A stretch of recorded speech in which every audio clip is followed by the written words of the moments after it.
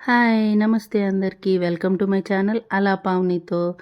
నాకు ఈ mini vlogs చేస్తుంటే వెల్కమ్ టు మై వరల్డ్ అని చెప్పాలనిపిస్తుందండి.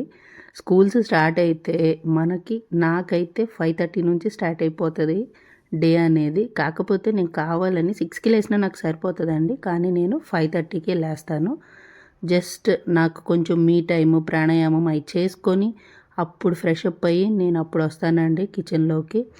అయితే ఇవాళ పిల్లలకి సాంబార్ చేస్తున్నాను. యాక్చువల్గా పప్పుచారు అంటారు. సాంబార్ డిఫరెంట్, పప్పుచారు డిఫరెంట్ కదా. నేను పప్పుచారులా చేశాను.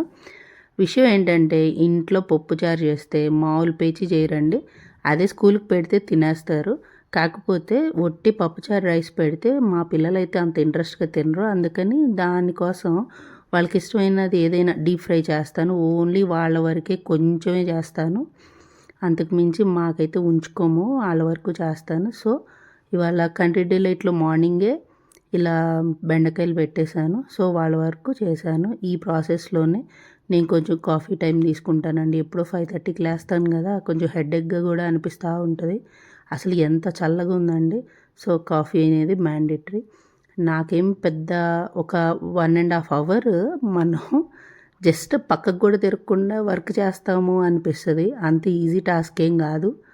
ఒక రైస్ చేసినప్పుడు, టిఫిన్ చేసినప్పుడు పెద్ద విషయం అనిపించదు. కానీ ఇలా 2 కర్రీస్ చేసి పెట్టాలంటే చాలా మనకు ఒక 2 అవర్స్ తెలియకుండా అయిపోతుందండి.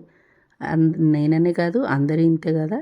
సో నెక్స్ట్ ఏంటంటే ఇక్కడ నేను ఇంత ప్రాసెస్లో రైస్ వండటం మర్చిపోయాను. అంతా చేసిన తర్వాత ఇదేంటి రైస్ లేదు కదా అని గుర్తొచ్చి అప్పటికప్పుడు పెట్టాను. నేను రైస్ పెట్టేసరికి 7 అయింది. దట్స్ ఓకే, నేను విడిగా వండుతా కాబట్టి నాకు ఫాస్ట్గానే అయిపోతుంది. సో ఇది ఇడ్లీలోనే సాంబార్ చేశాను కాబట్టి ఇడ్లీలోకి కూడా సాంబారే తినేశారు. దీనికి పేచి పెడతారండి. కానీ మీరు తినాలి, అలవాటు చేసుకోండి. పద్దాక చట్నీ ఉండదు అనేది నేను వాళ్ళకి చెప్తానమాట. నెక్స్ట్ బ్రేక్ఫాస్ట్ ఇచ్చేశాక నాకు అప్పటికి రైస్ అయిపోయిందండి. నేను ముందే సాంబార్ పోసేసాను కదా వీటిలో. ఇవి మిల్టన్వి, ఇలానే వేడిగా ఉంటాయండి. ఇంత వేడిగా ఉండకపోయినా రూమ్ టెంపరేచర్ ఉంటుందంటండి, చాలా బాగుంటుంది. నేను ఇంట్లో ఉన్నప్పుడు కూడా ఇందులోనే పెట్టి చూశాను. మనకి బాగుంటుంది తినేటప్పుడు, చాలా బాగుంటుంది, వేడిగానే ఉంటుంది.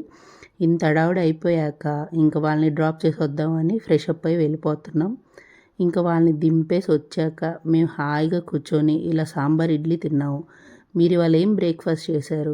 ఐ హోప్ మీకు ఈ వీడియో నచ్చింది అనుకుంటున్నాను. Thank you for watching.